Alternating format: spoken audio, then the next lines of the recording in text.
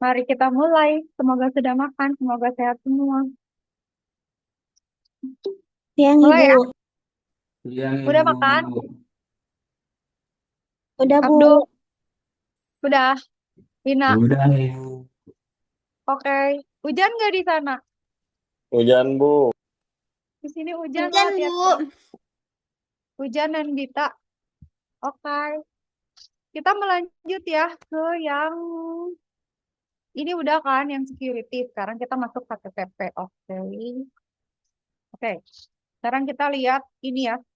Nah, ini tuh nanti kita sebenarnya saya pengen ngebahas security-security-nya, tapi kita lihat dulu slide-nya lah ya. Kita lihat dulu lapisan aplikasi. Kan minggu lalu saya udah ngebahas sih, aplikasi itu yang paling vulnerable. Karena apa? Karena dia itu top level. Jadi kalian kalau lihat OSI layer ya, tunggu dulu.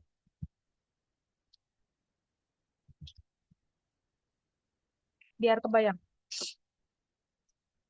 Mana gambar yang paling bagus? Ini kan? OSI layer kan selalu kayak gini kan. Yang mana dong yang bagusan lumayan? Nih ya. Aduh, buram, biarin ya. Nih ya. Kalau kalian lihat kan, ini tuh sebenarnya model aja gitu. Supaya kita bisa lihat per layer tuh fungsinya apa, protokolnya apa, interaksinya gimana, barang-barangnya apa gitu, kebayangkan. Nah, kita kan udah ngebahas ini kan ya. Sekarang mau ke sini sama ke sini. Sama presentation udah, sekarang kita application ya. Lihat makin ke atas, itu tuh sebenarnya makin vulnerable ya, walaupun di bawah juga bisa selalu ada attack gitu ya. Cuman kalau application itu dia lebih generik gitu. Kalau physical itu kan lebih spesifik, kayak based on hardware-nya, spesifik hardware, spesifik software, spesifik OS. Tapi kalau udah higher level, itu tuh kan lebih universal tanda kutip ya. Jadi dia akan lebih lebih banyak eh, titik kelemahannya. Nah, di lapisan aplikasi ini kan ada HTTP buat browser, FTP buat file, Telnet buat remote connection, DNS untuk domain name system, SMTP buat email, POP3 gitu ya, IMAP juga. Jadi udah ke aplikasi gitu. Dan itu nanti di level aplikasi itu kan akan ada aplikasi, ya aplikasi gitu kayak misalnya aplikasi email ada macam-macam nih, aplikasi chatting ada macam-macam. Nah, dari si aplikasi itu tuh nggak semua standarnya secure gitu. Nanti saya kasih tunjuk ya, contoh-contohnya ya. Pokoknya prinsipnya gitu. Nah, sekarang kita lihat dulu ya. Kalau untuk transfer data kan udah biasa lah ya, TCP, UDP, udah belajar kan kita. Terus ada juga kan yang tadi kita lihat ya, aplikasi HTTP, FTP, SMTP, dan lain sebagainya. Nah, kita lihat aplikasi yang menggunakan protokol TCP itu adalah HTTP, FTP, terminal emulator, dan Simple Mail Transfer Protocol SMTP. Kenapa? Karena kan kalau misalnya kita pakai browser atau kirim file atau emulasi eh, apa ya dari jarak jauh kita ngontrol terminal gitu atau kirim email itu kan harus dipastiin sampai atau enggaknya. Pengirimnya siapa, penerimanya siapa. Tapi ada juga yang pakainya UDP gitu. Jadi kayak DHCP gitu ya, kayak konfigurasi protokol SNMP, terus udah gitu eh, trivial file transfer protokol gitu ya. Nah, jadi untuk yang sifatnya lebih ke broadcast dan nggak memerlukan verifikasi atau handshake atau kepastian bahwa datanya sampai atau enggak, itu pakai HTTP. Kalau yang enggak pakai UDP. Ada juga yang pakai dua-duanya, yaitu DNS gitu. Nanti ada proses-proses yang dia pakai ada yang pakai TCP, ada yang UDP. Jadi kalau kalian ingat kan kenapa ada dua ini? Karena yang satu secure tapi lambat, yang satu lagi cepat tapi reckless gitu ya. Dia cenderung gimana gue aja, pokoknya gue udah kirim gitu. Kalau salah gue kirim lagi, gue nggak mau ngecek-ngecek, gue nggak mau handshake lah gitu pokoknya. Gitu ya. Oke, tanya langsung tanya. Sekarang kita lihat. Lapisan aplikasi dan lapisan transport itu kan dia ada bagian transport, ada bagian aplikasi. Di transport layer itu adalah letaknya TCP sama UDP. Saya sambil ngecek ini.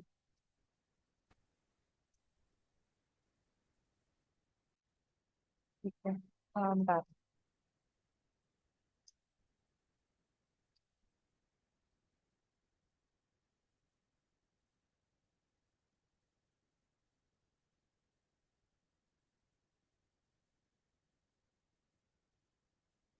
Gitu ya. Kalau kita lihat kan di transport layer kan ada TCP, ada UDP. Application-nya ada FTP dan sebagainya. Port number-nya beda-beda dan implementasi transport eh, protokolnya juga beda-beda. Bayangkan, nah ini ada port nomornya masing-masing kan. Nah, kalau kalau kita lihat dari sini di protokol field-nya emang selalu ada TCP sama UDP. Dia nomor protokolnya. Nah, ini adalah layer internetnya gitu ya untuk menyampaikan tadi application itu melalui internet begitu. Nah, ini HTTP udah tahu loh ya yang ada di em, browser disebutnya hypertext kan. Sehingga kita punya World Wide Web. Oke. HTTP versi satu itu dia koneksinya terpisah setiap dokumen. HTTP 1.1 bisa mempunyai satu koneksi yang sama untuk melakukan transaksi. Jadi HTTP 1 jadi bisa lebih cepat karena nggak usah bikin koneksi berulang-ulang, cukup sekali aja. Jadi si protokol-protokol ini tuh selalu eh, perbaharui gitu ya, gitu. Jadi ada HTTP 1 eh, versi 1 nih tahun 96 dan seterusnya. Mulailah ada versi yang secure gitu. Terus ada HTTP 2 yang lebih punya ekspresi semantik yang lebih baik tahun 2015 gitu. Sekarang hampir semuanya pakai. Terus ada juga TLS, Transport Layer Security. Dia pakai ALPN, extension. Jadi dia butuh versi 1.2 ke atas. Nah, untuk HTTP 2 itu sudah mau ada HTTP 3 gitu. Dia menggunakan yang namanya Quick ya, daripada TCP dia punya protokol baru gitu. Jadi HTTP 3 tuh udah ada di Cloudflare sama Google Chrome. Juga ada di Firefox gitu ya. Jadi teknologinya tuh banyak gitu. Nah, justru itu karena perkembangan teknologi sama kadang-kadang ada kesenjangan versi gitu ya. Itu jadinya ada celah keamanan. Makanya kita selalu harus ngecek gitu. Oke, nah HTTP 2 itu kan revisi dari HTTP 1. Cuman yang beda itu kan selain kalau client server modelnya sama, metode protokolnya sama, tapi ada yang berbeda yaitu binary representation kompresnya itu beda. Terus dia pakai encrypted ya, single TCP IP. Terus udah gitu eh, bisa bidirectional stream per IP connection gitu lah ya, bisa multiplex dan lain sebagainya. Jadi HTTP 2 itu tuh lebih cepat daripada HTTP 1. Nanti HTTP 3 itu akan lebih cepat juga dan dia akan lebih efisien mengatur antrian gitu ya. Processing blok datanya tuh dia lebih efisien lah HTTP 3 gitu. Gitu ya. Jadi sebenarnya protokol HTTP itu cuman cara cara kita cara kita ngomong ke server gitu. Nah, kita kan kalau browsing pakai browser. Nah, HTTP itu adalah protokol antara web browser sama server. Misalnya kita request, gue mau lihat form login dong. Gue mau lihat page yang ini dong. Nanti dia akan em, kirimkan gitu datanya. Direspons oleh server. Gitu ya, kayak gini. Kita bilang, gue mau lihat dong, misalnya apa? Telkom University.ac.id, kirim di web server, cari filenya. Oh, dia cari indeks HTML. Dia baca, ada nih filenya. Terus dia tampilin gitu. Si browser itu kan tugasnya membaca HTML menjadi apa namanya, penerjemah dari bahasa HTML CSS ke apa yang dibaca, yang ditampilkan di browser gitu ya. Tuh, bentar ya. Eh, Bentar dulu sambil ini.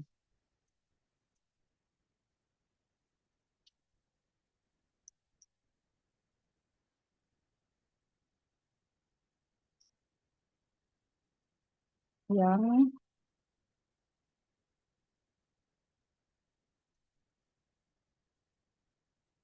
oke, tip. Gitu ya. Masih gampang kan? Nah, nanti kalau udah security-nya baru. Nah, contoh misalnya pakai apa? HTTP kan tadi pakai TCP. TCP, HTTP portnya port berapa? Ya udah, kita kalau misalnya mau ke Telkom University ACID lewat port 80 kan di HTTP. Nanti servernya nerima, ada yang request gitu kan.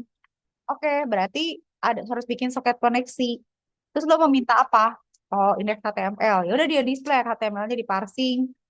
Terus ya seterusnya gitu ya, dia akan menampilkan websitenya. Prinsipnya cuma gitu. Nah, yang mesti dilihat adalah sekarang koneksi itu ada yang persisten, ada yang non persisten gitu. Kalau yang HTTP 1.1 dia tuh persisten, sementara 1.0 tuh enggak. Jadi tiap hubungan tuh kan dia perlu koneksi baru gitu. Kalau ini ya udah, dia untuk koneksi TCP yang sama dia bisa bikin request yang berbeda-beda gitu. Nah, kalau non persisten tuh kan jadinya round trip time-nya jadi banyak gitu. Karena jadi bolak-balik bikin koneksi gitu, lama. Makanya di-update jadi HTTP 1.1 gitu ya. Hmm. Sekarang yang dimaksud dengan sesi. Nah, ini penting nih ya buat security ya sebenarnya. Seringkali kan misalnya kita mau memverifikasi sesuatu tuh kita kita batasi dengan sesi gitu. Sesi itu kan suatu apa ya, koneksi yang disepakati antar dua dua pihak gitu sesuai protokol tertentu kan. Jadi sesi itu ada batas waktunya, ada persyaratannya. Nah, sesi HTTP adalah urutan misalnya permintaan dan jawabannya gitu, permintaan dari klien lewat browser dan responnya dari server menggunakan protokol HTTP gitu. Nah, setiap kali ada permintaan, maka akan ada satu koneksi tuh di port tersebut. Nah, kalau misalnya server bilang misalnya HTTP 1.1.200 oke, itu berarti ada. Jadi selalu server itu selalu ada kayak loket gitu. Dia nunggu ada request nggak ya. Makanya kalau kalau kita mau ngehack suatu sistem, kita apa namanya, abuse gitu, kita kirim request aja yang banyak gitu sampai kewalahan.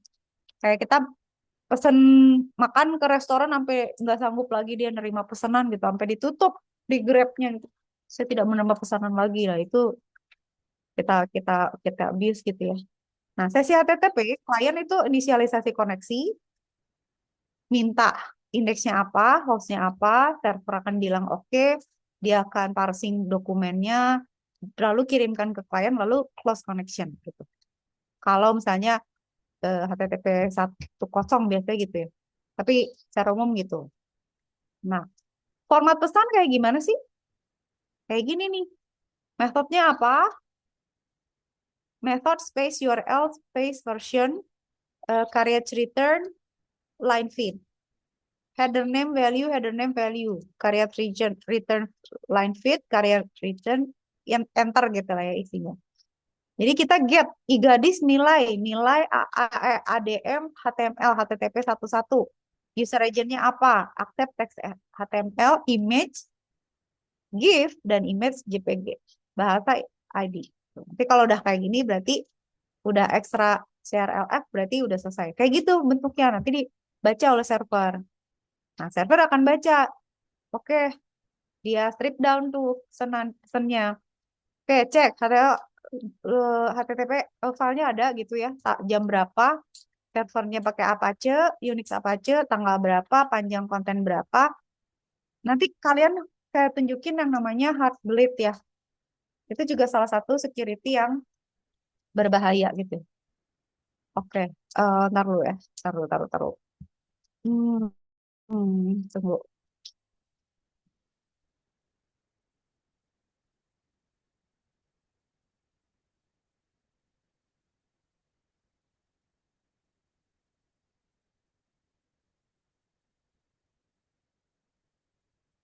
Oh, ini yang Open SSL ya. Nanti jadi saya jelasinnya.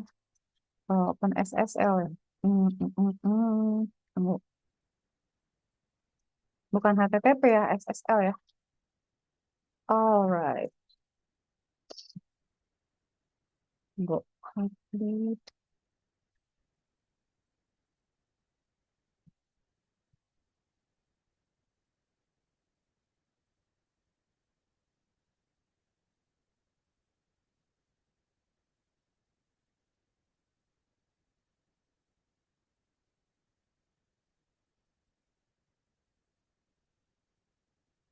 Tapi Open SSL nanti deh kalau udah sampai sana saya jelasin ya. Nanti saya tunjukin. Sampai sini dulu HTTP dulu. Oke, intinya gitu. Si server tuh akan merespon sesuai requestnya, sesuai portnya. Nah, sekarang kita masuk ke FTP. FTP itu adalah pertukaran file. Jadi kayak kita FTP, kayak dulu saya zaman kuliah mau ngambil file dari kampus gitu. Jadi saya ke server kampus login, terus saya download filenya. Jadi kadang-kadang saya bisa di kampus nih ngerjain, filenya saya simpan di server. Nanti mau saya download dari rumah gitu. Itu pakai FTP. Atau misalnya kita ngupload sesuatu, pokoknya pakai file, itu pakainya FTP. Nah, file transfer, file sharing itu tuh sukanya vulnerable gitu. Coba ya, kalau nggak saya salah ingat, hold on ya. Windows berapa tapi lupa. Hmm, Windows file sharing. Ini tapi beda ya. Layernya ini aplikasi ya kalau file sharing. Uh, Vulnerability. Ransom. Tunggu, saya cek dulu.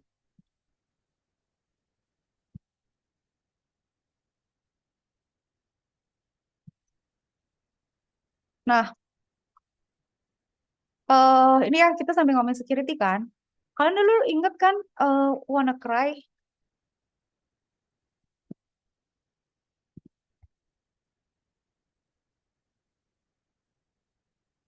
WannaCry ransomware ini tahun 2017 nih. Jadi ini tuh kalau nggak salah ya, kita cek ya. Dia tuh menyebarnya dari file sharingnya Windows, di mana eh, setiap eh, setiap komputer yang ada di jaringan itu tuh saling nge-trust aja gitu. Nah, kan selalu kayak gitu ya. Saya ada komputer-komputer nih di jaringan gitu. Ini misalnya satu LAN gitu ya. Mereka tuh saling trust gitu satu sama lain gitu. Nah, itu yang dimanfaatkan oleh si ransomware ini. Pada saat dia menginfeksi satu komputer, mereka tuh terhubung dengan apa? Aplikasi kan? Aplikasi lagi nih. Aplikasi sharing file. Sharing file ini udah saling saling trust antara mereka bertiga. Jadi pada saat ada ransomware, dia mau mengcopykan ke yang lain tuh langsung bisa. Karena si eh, file sharingnya Windows itu memang bermasalah. Ntar dulu ya. Kita cek ya. Tapi lihat deh, kalian perhatiin ya, di sini tuh ada di CVE sekian gitu si WannaCry ini. Coba kita bisa lihat ya.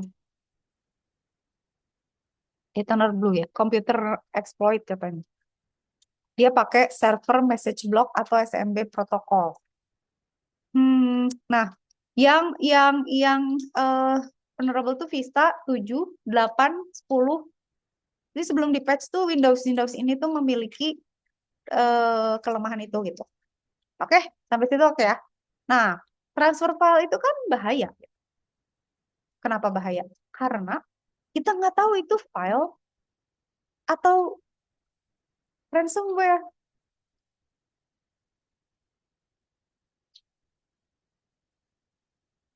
Oke, bentar. Bentar ya, bentar ya. Bentar.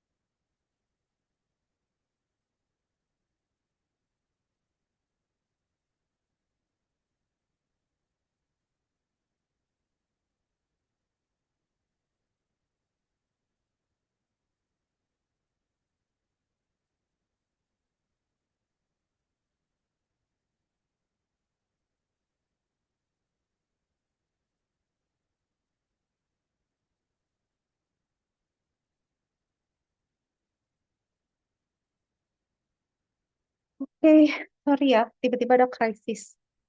Ya Allah. Oke, kita lanjut ya. Nah, jadi kalau FTP atau pertukaran file tuh bahaya karena kita nggak tahu filenya apa. Makanya kayak sekarang misalnya, saya kemarin juga dapat SMS katanya pelanggaran tilang katanya. Download file ini atau masuk ke link ini supaya eh, kita proses nggak ada kena denda. Itu kan sebenarnya arahnya kalau link atau download itu kita nggak tahu tuh karena sebenarnya harusnya si FTP ini memang punya mekanisme untuk apa ya ngecek apakah ini malicious atau enggak gitu. Nah, jadi sebenarnya setiap service atau setiap protokol tuh bisa punya server yang berbeda ya. Tapi bisa juga di dalam satu server yang sama.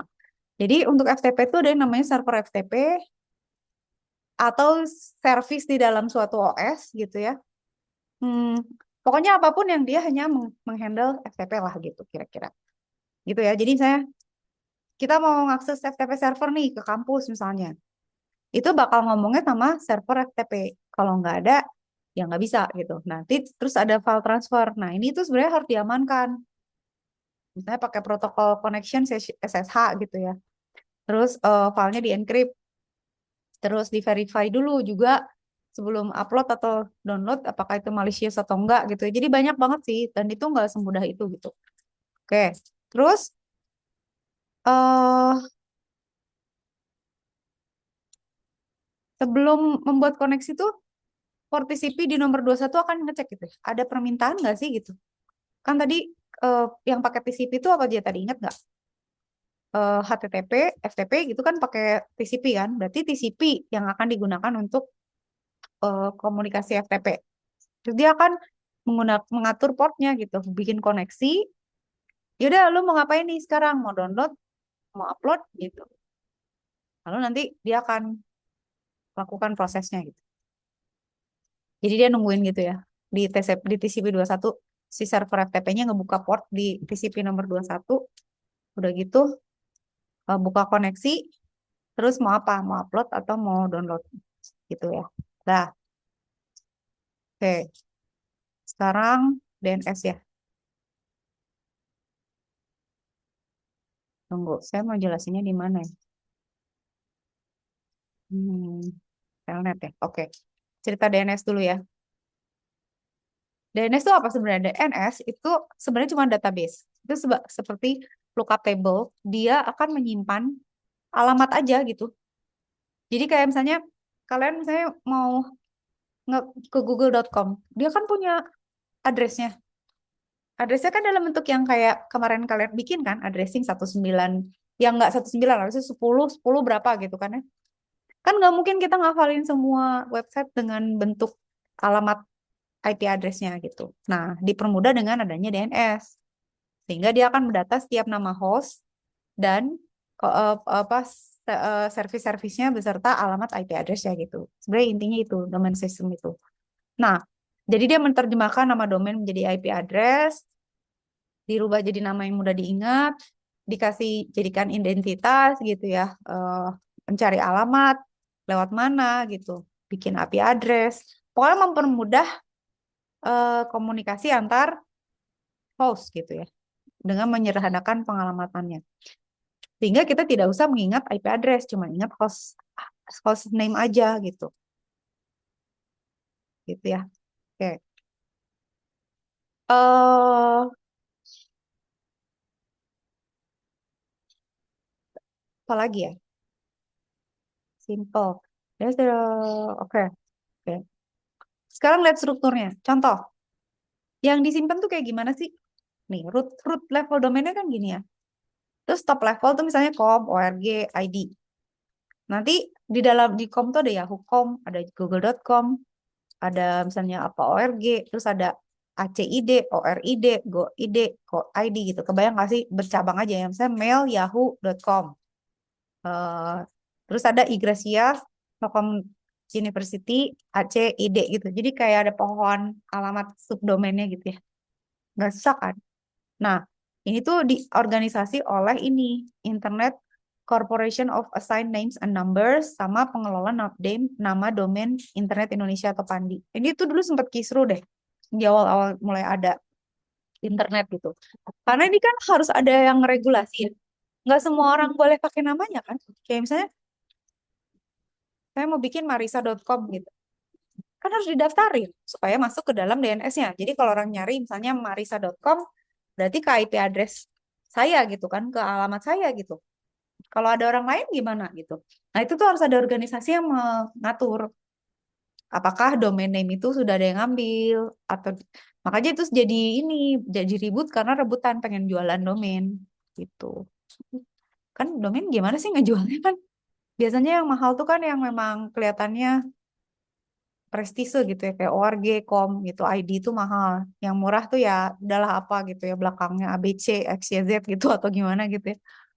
Nah, itu jadi memang harus diregulasi dan ada aturannya. Nah, di dalam DNS itu ada address, ada canonical name. Jadi dia nama eh, domainnya gitu ya. Ada aliasnya, ada mail exchange recordnya, sama ada NS record list gitu. Ini yang ada di dalam DNS. Oke, sekarang skemanya kayak gimana? Klien itu nanti ke DNS server bilang, gue mau ke sini gitu. Si DNS itu akan ngecek, oh alamat yang lu minta itu IP sekian. Berarti nanti gue akan direct lu ke mana gitu.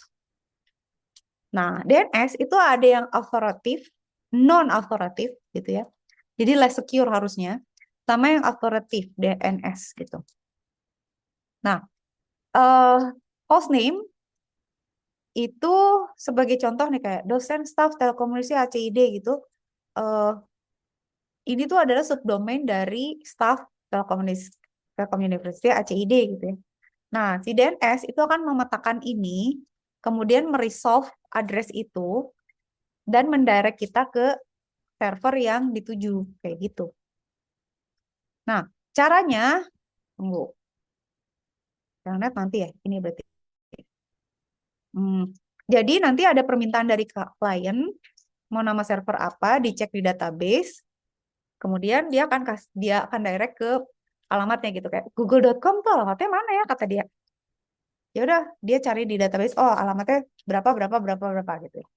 Nah, yang berbahaya dari DNS itu adalah hmm,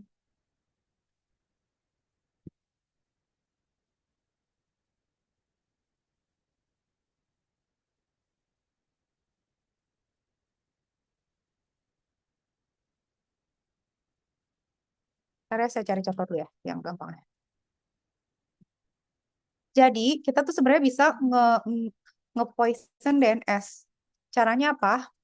Kita nipu orang, itu kayak sebenarnya kayak gini deh. Kayak misalnya,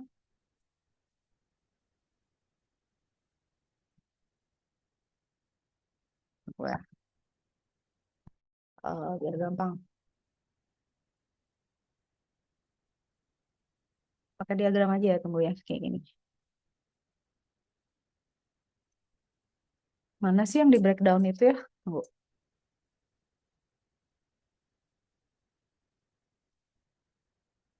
So, ada yang DNS tuh, dia resolve beberapa layer gitu.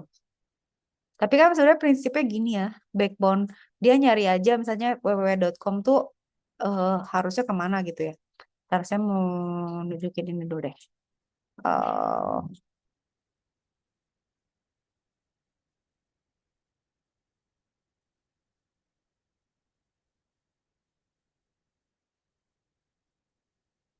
alah kecil kali lah.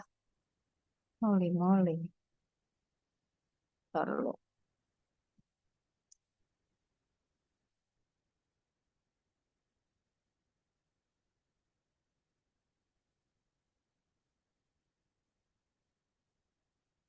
Ini kayak gini ya.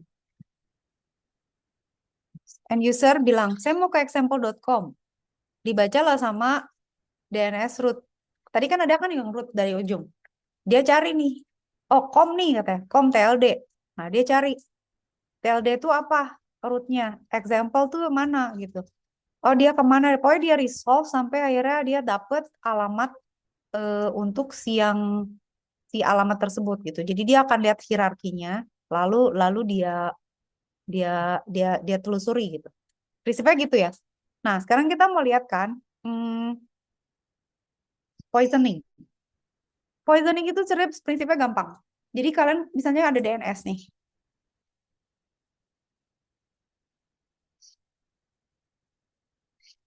Ini server DNS ya. Terus ini komputer kita kan. Ini dia punya data. Ini komputer kita ya. Kita request ke dia kan. Singkatnya dia akan nanti ngasih ngebalikin ke kita alamat addressnya mana tuh. Misalnya kita bilang abc.com misalnya gitu. Nah, kalau kita mau nge-poison tuh kita bisa attack si DNS-nya tuh kita rewrite aja gitu. Jadi itu kayak misalnya kita mau nipu orang. eh Pak mau ke Telju kemana? Ke sana gitu. Ke Bojong Soang gitu. Nunjuknya beda gitu. Nah itu tuh poisoning gitu. Jadi jahat itu adalah dia bisa misalnya kita ke google.com sama dia dibelokin kemana gitu. Ke server yang udah ada malware-nya atau udah ada metasploit-nya gitu. Sebenarnya as simple as that gitu. Tapi kan sebenarnya kalau dipikir gila, kita mau nge-poison server DNS tuh harus lewat mana, gimana caranya? Satu, bisa pakai Trojan ya. Kita pasang script, di install di situ. Dua, kita curi adminnya, kita pasang di situ. eh Bisa gitu ya, pokoknya macam-macam caranya. Atau kita bisa nge-poison juga cache.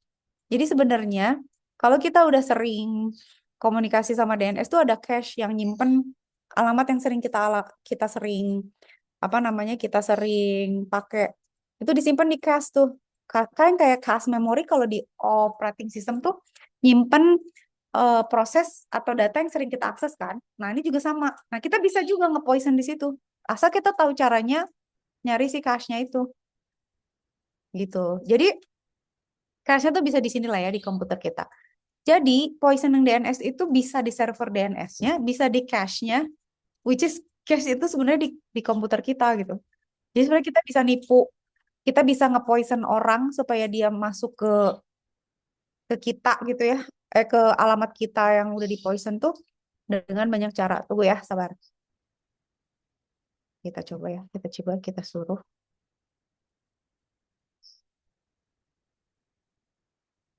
Apa namanya? Kita cek GPT dulu.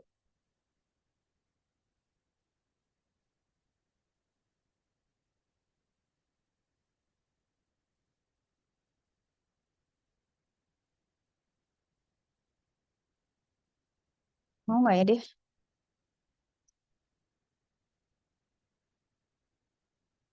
Ini ya. Mau yang mana jawabannya? Ada banyak, bagusan mana?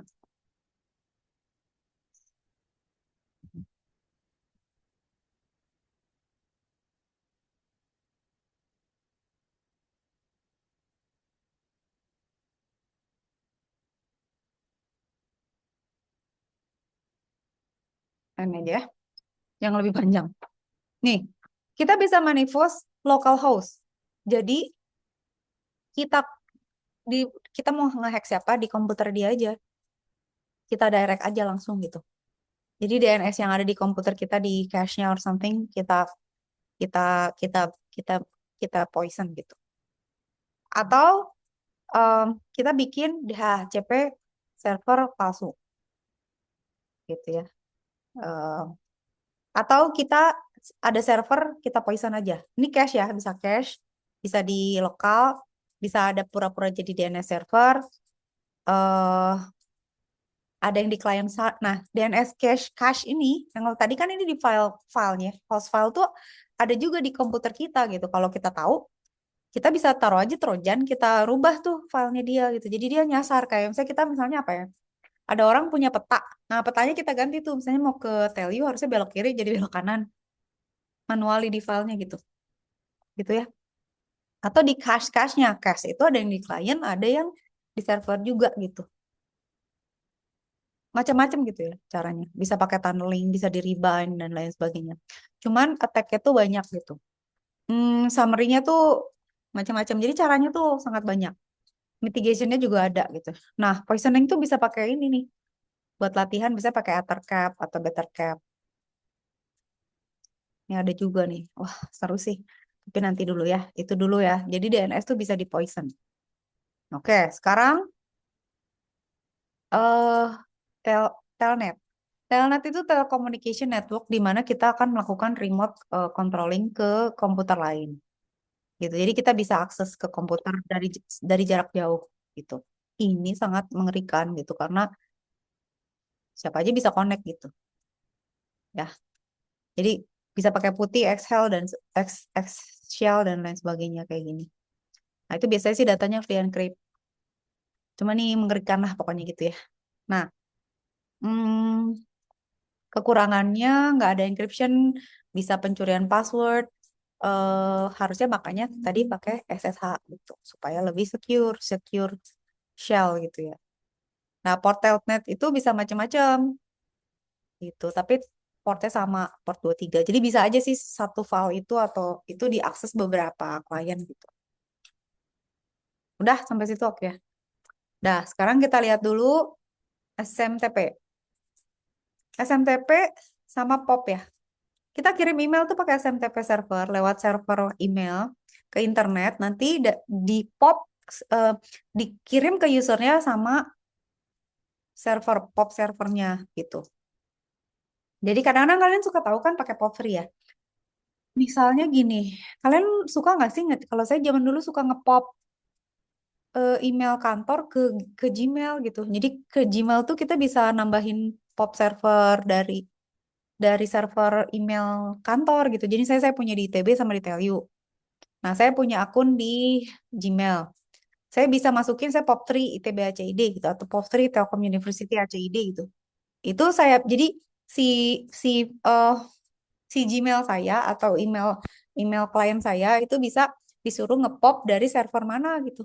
Jadi saya nggak usah login ke email sistemnya Telju, nggak usah masuk ke sistem emailnya ITB, nggak usah login dulu gitu. Untuk ngepop, ngepop aja saya masukin aja ke list. Jadi begitu saya ngejalanin Gmail, dia secara otomatis bakal narik-narikin tuh. Tuh kayak kita nyuruh orang ngolek surat dari kotak surat yang beda-beda gitu. Intinya gitu aja sih. Dikirim ke kantor pos, ini ambil dari kotak pos gitu secara prinsip. Attack-nya juga ada macam-macam. Ini dulu. Nah kan, email server itu ada dua proses terpisah. Ada mail delivery agent, ada mail transfer agent. Di mana, ini apa makeup artist? MUA, itu kan MUA. Nah, ini akan kirim pakai MTA ke SMTP atau POP. Jadilah dia MDA, balik lagi ke MUI gitu ya. User ya, berarti. MTA adalah proses untuk memforward email dan menerima pesan dari MUA gitu. MDA itu akan meneruskan ke alamat yang dituju gitu. Jadi kayak gini. Nah, kalau misalnya tidak di server lokal, dia akan merutekan ke email yang tepat gitu. Nanti dikirim ke semua, nanti cuma dikirim ke kotak pos yang cocok. Jadi dia kirim yang mana nih? Dia cek nih sampai akhirnya masuk ke yang sesuai. Gitu. Jadi bisa juga dilakukan MDA ini tuh bisa sambil scanning virus, filtering scam, spam, return receive dan lain sebagainya gitu ya. Oke, oke, tunggu. Eh kita tuh sampai jam berapa sih? Sampai jam 2 ya, sampai jam 2. Tuh, tenang masih ada. Ntar dulu. Eh oke, sekarang gimana sih ini slide-nya? Mah, aku tuh udah sampai di mana sebenarnya? Ini kan, Telnet kan? Oke. Receive email, ini ya. Dah. Nah, sekarang SMTP. SMTP tuh gimana? SMTP atau Simple Mail Transfer Protocol merupakan salah satu protokol yang umum digunakan untuk kirim email, udah pasti, yang tadi. Nah, ini dia ada standar-standarnya gitu, RFC berapa-berapanya gitu. Terus ada juga yang extended SMTP. Itu ya.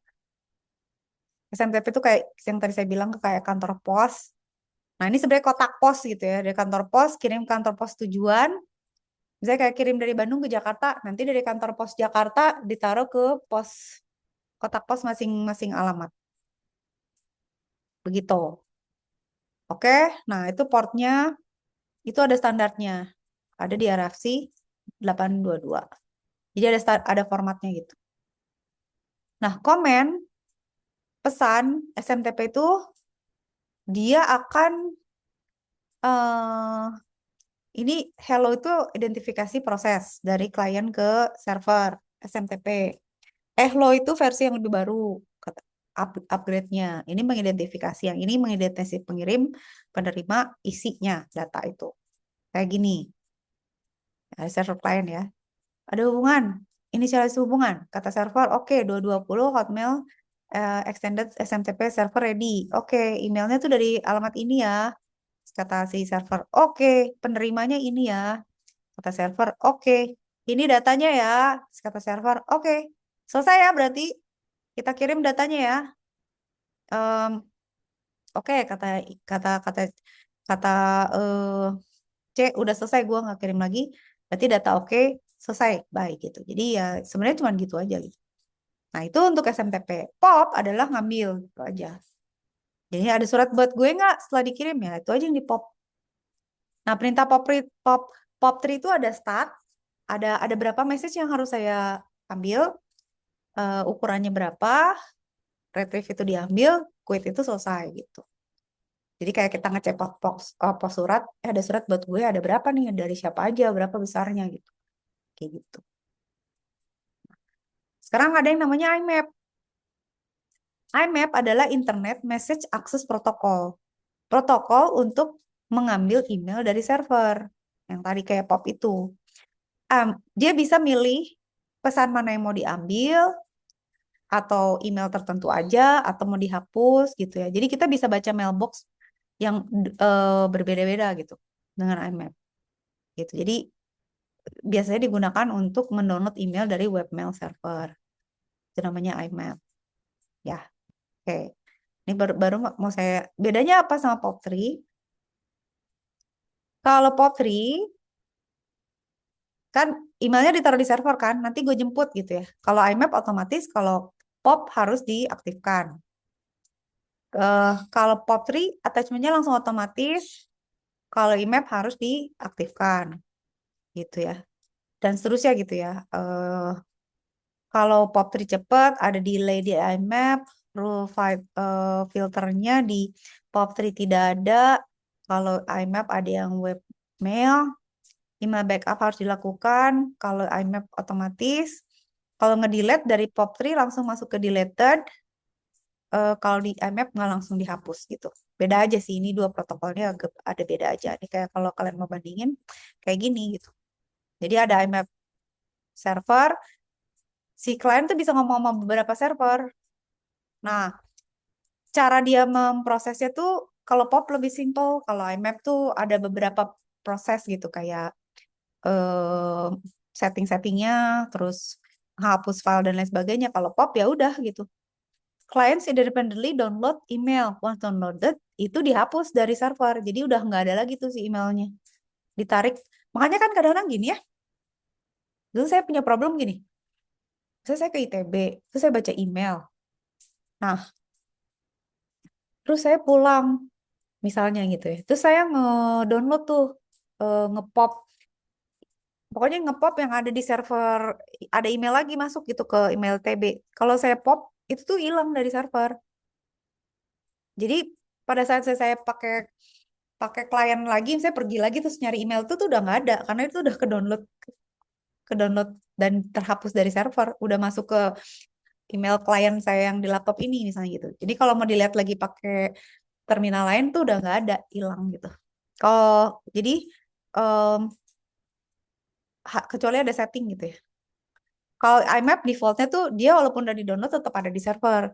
Nah kalau POP3 defaultnya dia akan hilang gitu. Gitulah, pokoknya memang beda protokol lah gitu ya.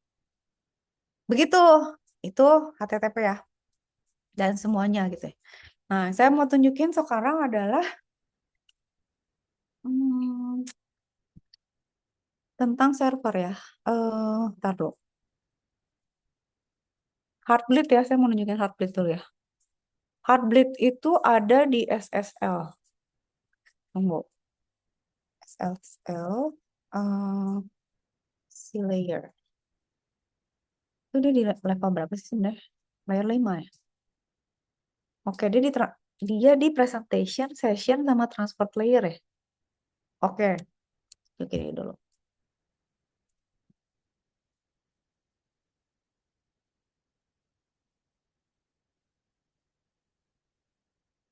Saya mau nunjukin demo sederhana lah ya. Eh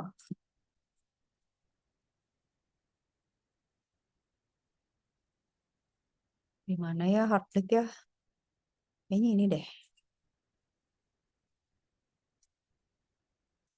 Aduh, ini apa sih, dismiss dulu.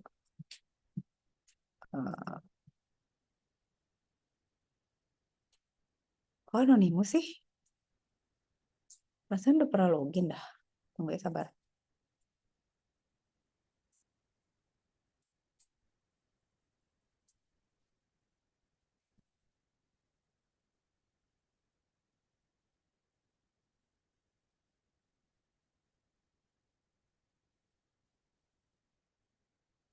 Heartbleed tuh di mana ya?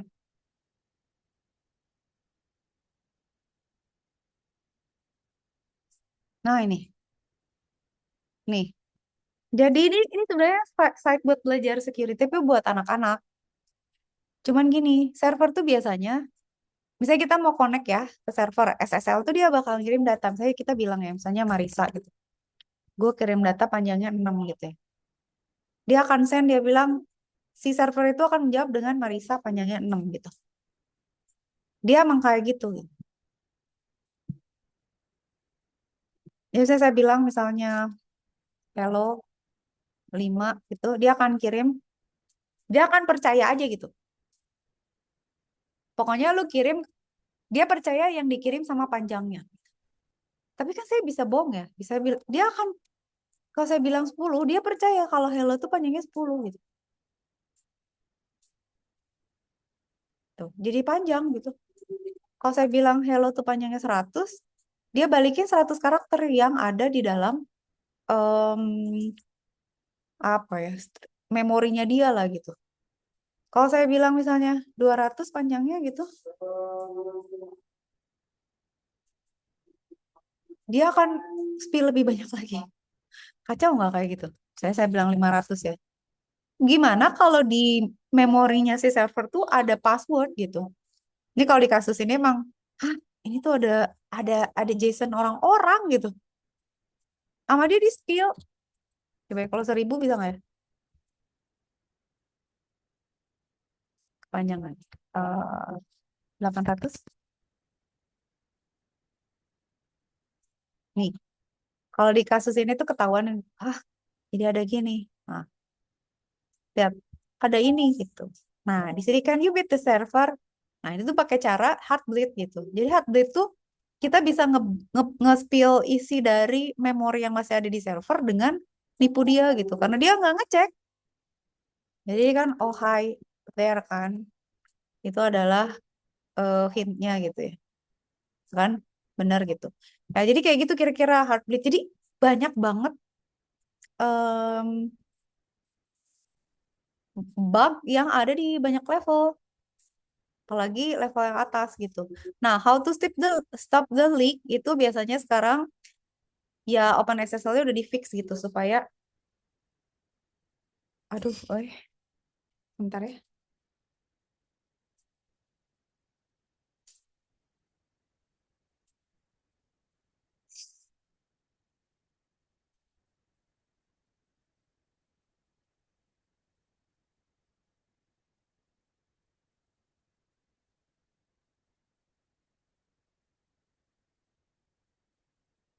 Ada jadi kekacauan, bentar.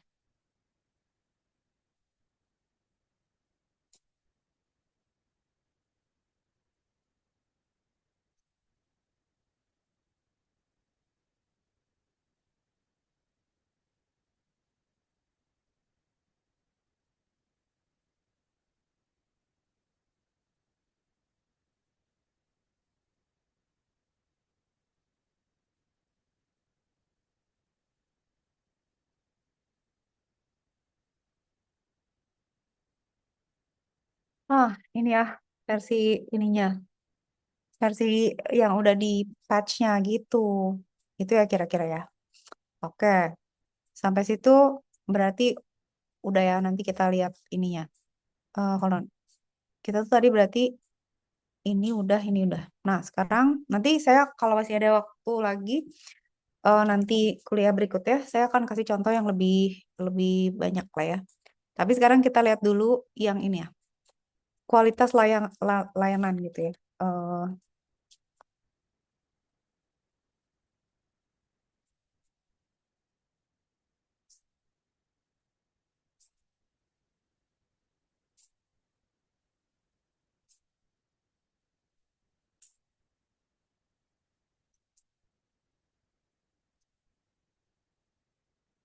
Eh, oke.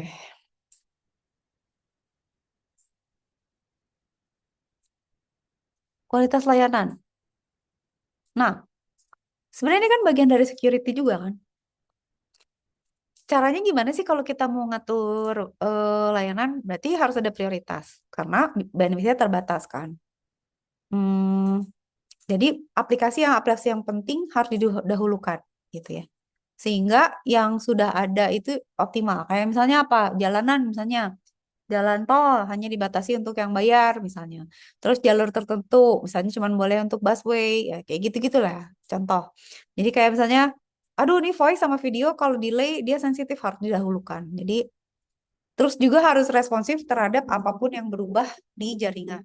Nah, tingkat QoS yang biasa sering dipakai itu adalah best effort integrated atau differentiated.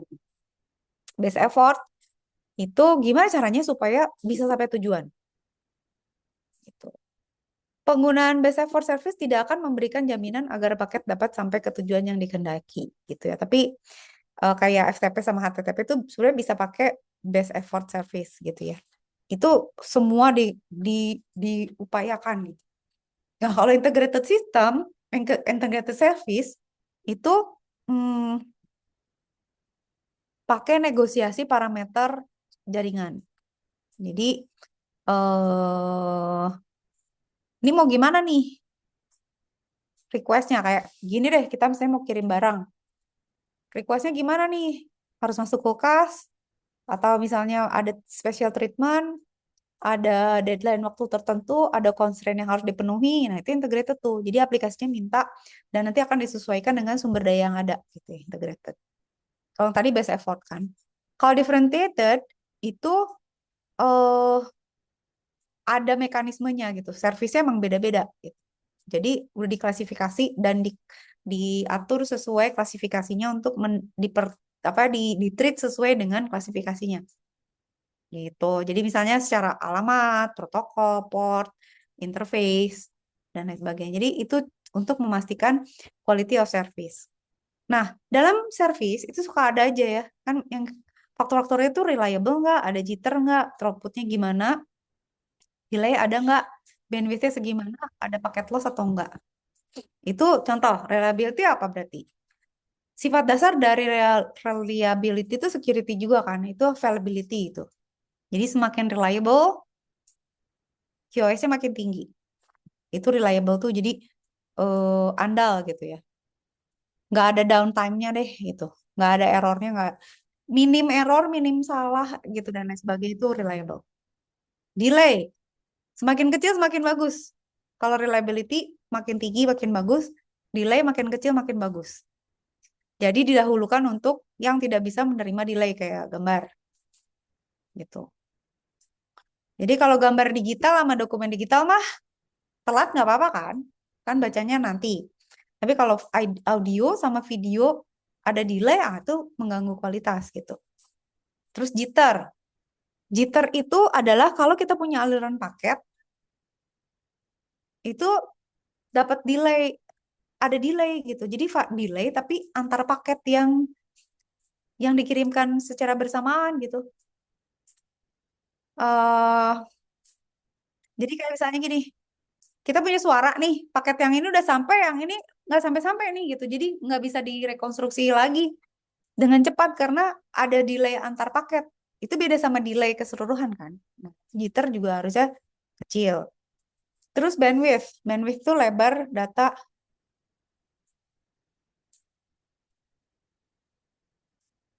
Aduh,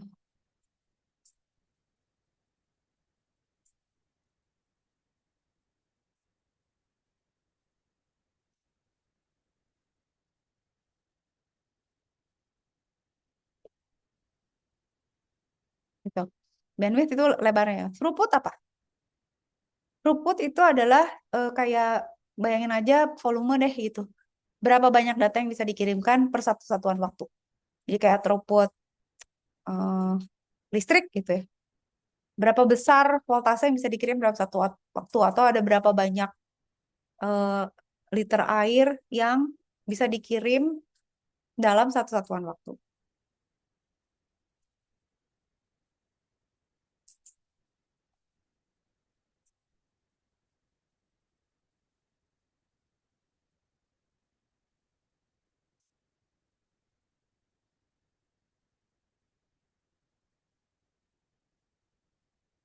Ya Allah nih ada problem lagi. Bentar.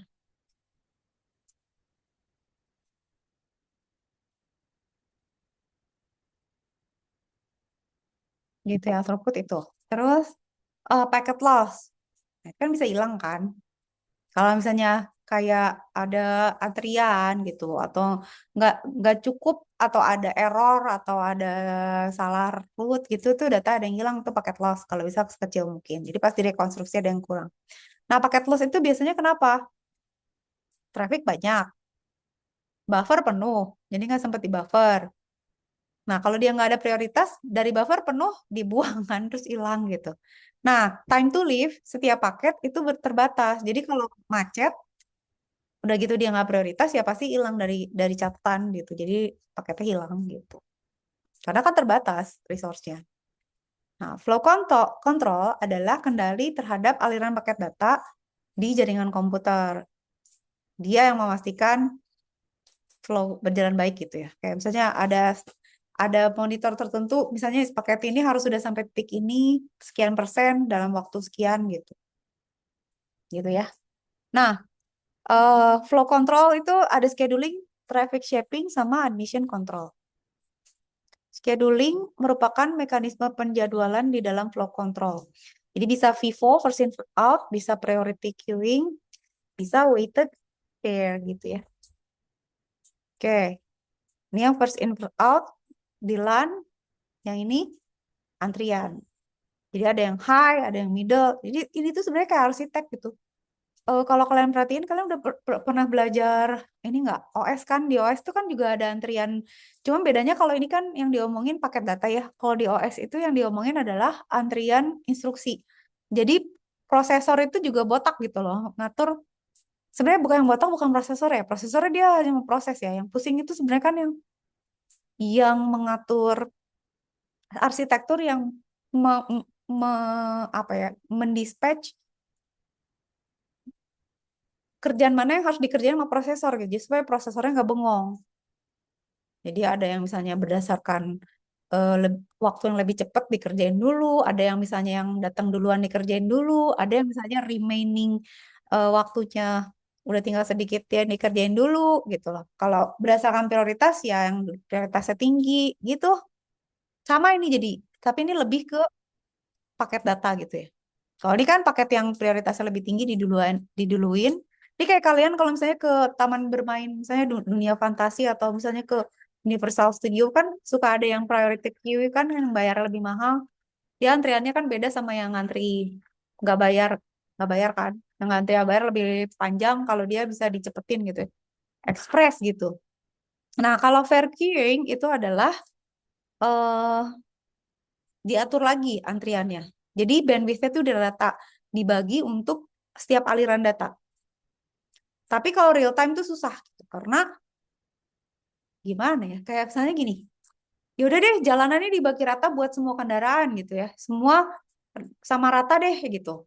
Semua boleh pakai, semua lajur boleh dipakai semua kendaraan. Itu jadi nggak fair pada misalnya ada ambulans, ada pemadam kebakaran gitu. Jadi treatmentnya emang untuk kasus-kasus tertentu itu beda gitu ya. Kalau kayak gini kan pemadam kebakaran sama ambulans bisa diduluin karena dia antriannya beda. Atau misalnya ya udah kalau tapi susah kalau misalnya dia belakangan ambulansnya nggak diproses-proses nih gitu ya. Atau kalau fair queuing semua harus ngantri. Bandwidthnya dibagi rata-rata. Ntar dulu kalau nggak maju ya nggak maju loh. Ah, ini juga bahaya nih gitu.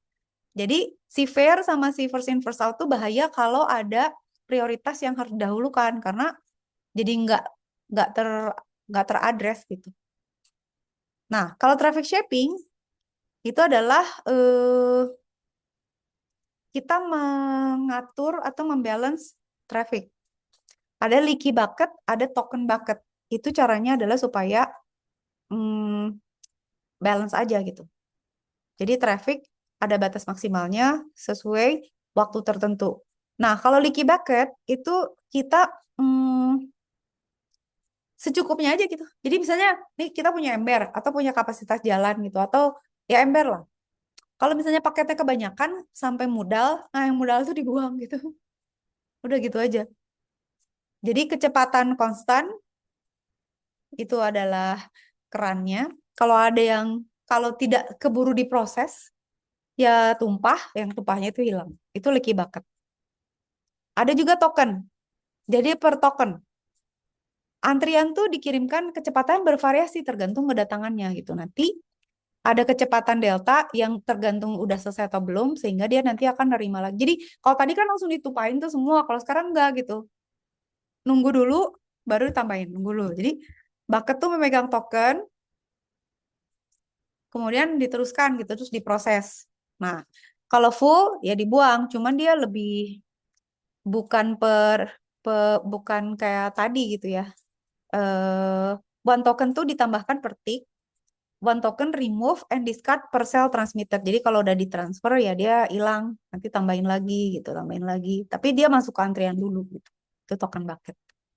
Begitu. Nah, admission control itu untuk meningkatkan quality service dari keseluruhan. Nah, itu berarti ngecek semua router, switch, jaringan, paket, arsitektur, algoritma, dan lain sebagainya gitu. Nah, nanti tuh kompleksitasnya tuh ini harus dikombinasi dengan security-nya gitu. Karena security itu kan jadi lebih panjang gitu ya. Eh,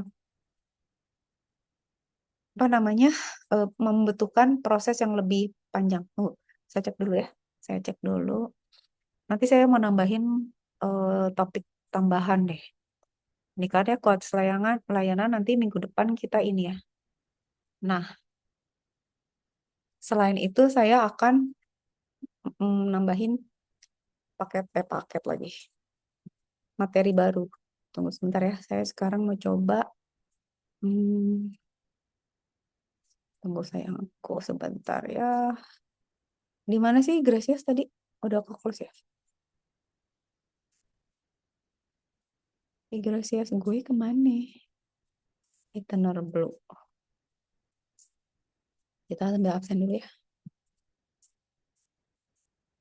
Ah ini.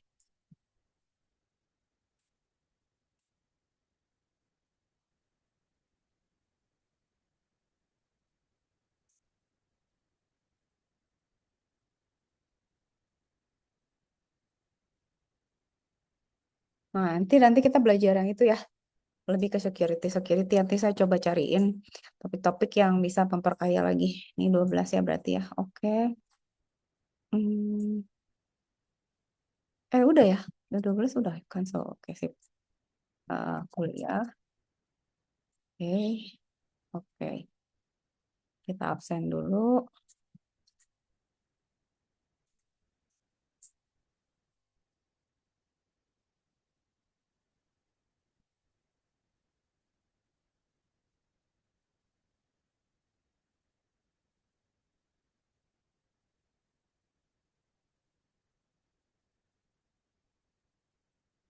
Oke. Demas mana? Ada nih. Demas ada ya?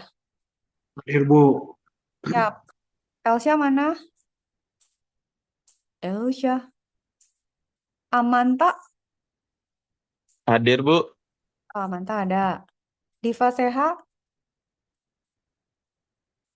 Oke. Pramdani.